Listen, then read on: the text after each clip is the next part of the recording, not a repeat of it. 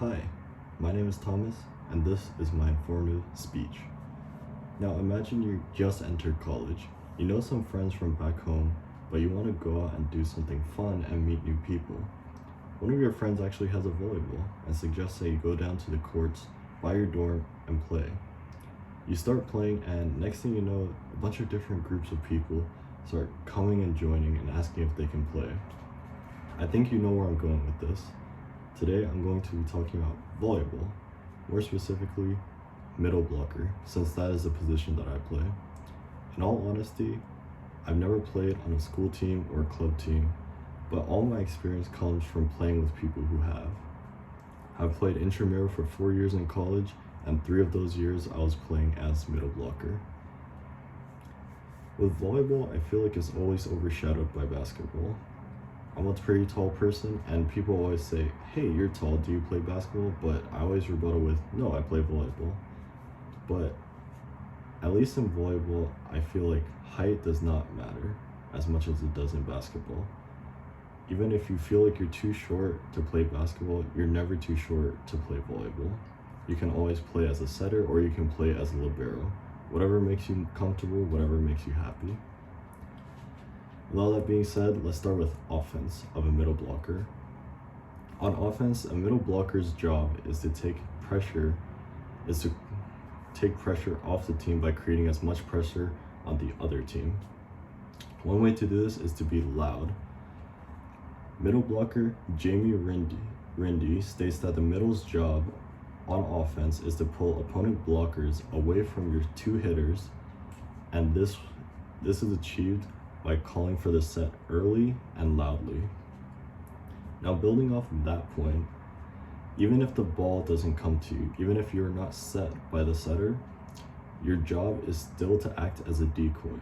And what I mean by act as a decoy is you should always take a step back, go through with your approach, jump as if you were hitting the ball.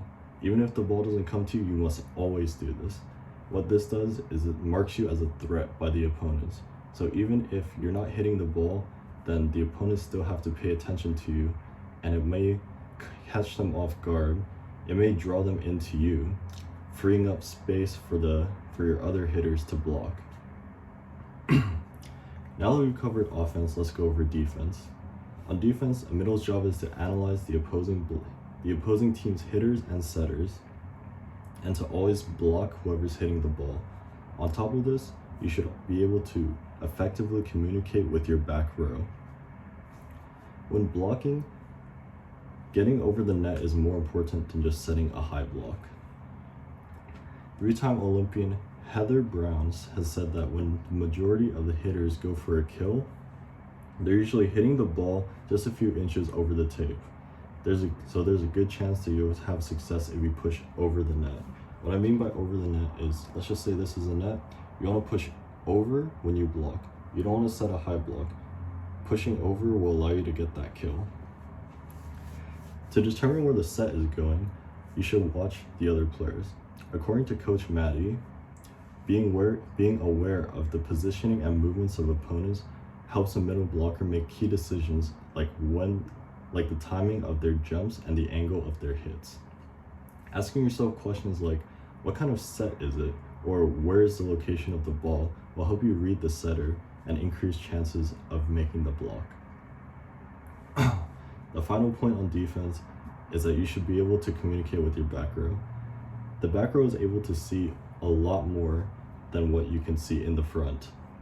And being able to effectively talk and listen to whatever each other has to say during the point, while the ball is still up, will help you make crucial decisions and adjust as needed. The final point I want to make is that as a middle blocker, you can never be lazy.